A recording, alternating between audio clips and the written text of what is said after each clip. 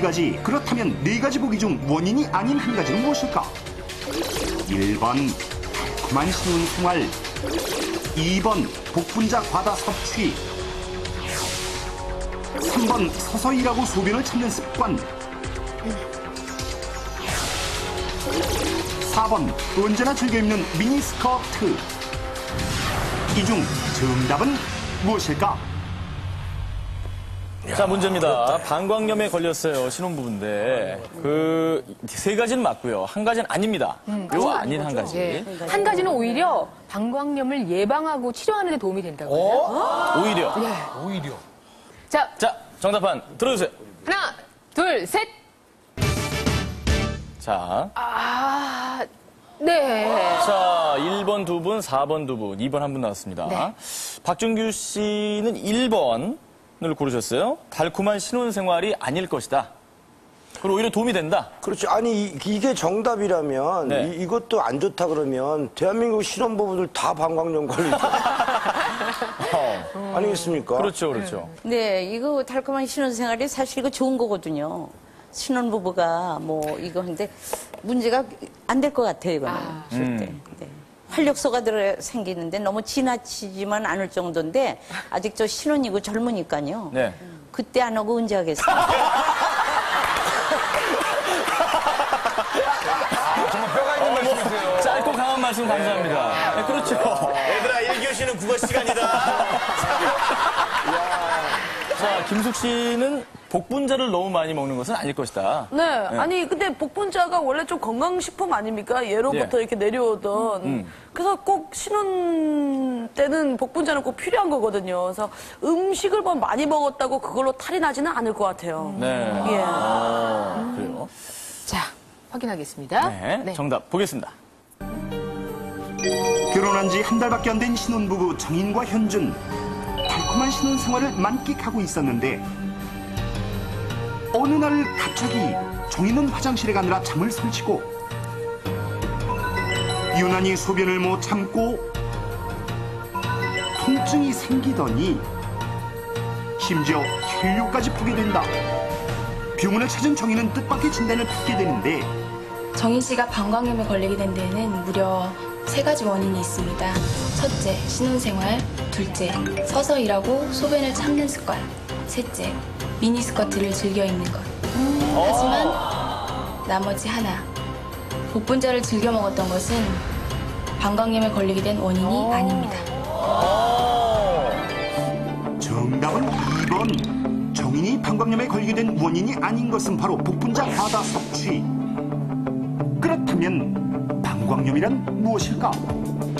네, 방광염이란 우리말로 이제 오줌 소태라고 하는 건데 이제 방광염의 대표적인 증상이 소변이 자주 마렵고 소변 볼 때 굉장히 따갑고 아프고 요도가 타는 것 같은 그런 좀 화끈화끈거리는 느낌이 있는 증상이거든요. 그래서 대부분은 이제 여성들이 많이 생기는데 여성이 많이 생기는 그 비뇨기과 감염 질환의 거의 한 1위를 차지할 정도로 굉장히 여성들에게 흔하고 그 요도에서 방광을 타고 세균이 방광 안으로 침투를 해서 생기게 되는 거죠.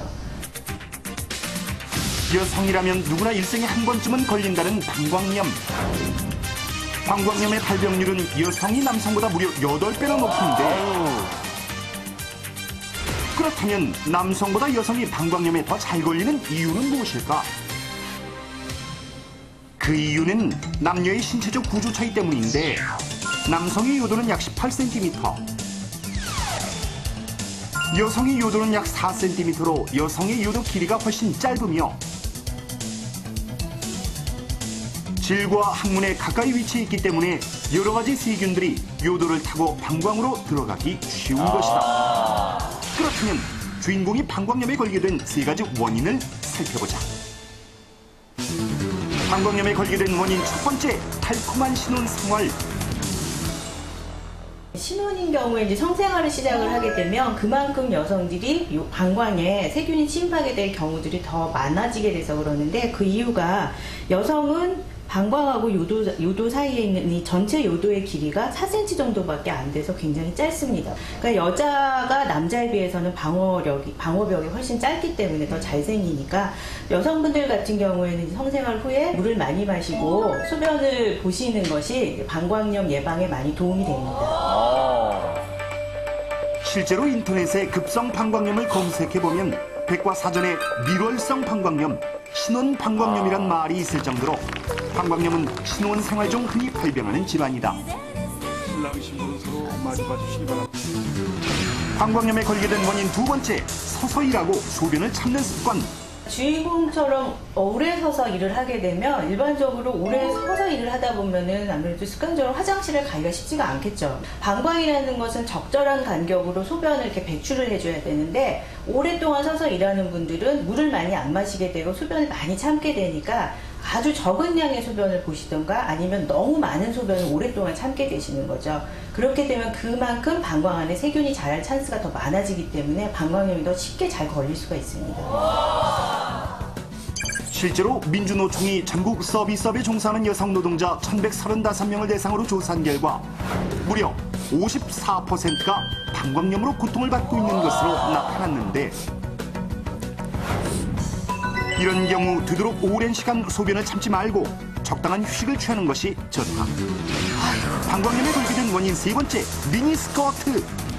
네, 여성의 하복부는 항상 따뜻하게 유지하는 게 도움이 되는데요. 추운 날씨에 미니스커트를 자주 입거나 그러면 이제 소변을 더 자주 보시게 되죠. 날씨가 추운데 하복부가 추우니까 방광이 더 자극을 받아서 소변을 더 자주 보시게 되고 자주 보는 게 귀찮으니까 물도 더 안 마시게 되면 적은 양의 소변을 자꾸 보시게 되면서 오히려 방광염이 더 잘 생길 수 있는 환경이 될 수가 있습니다.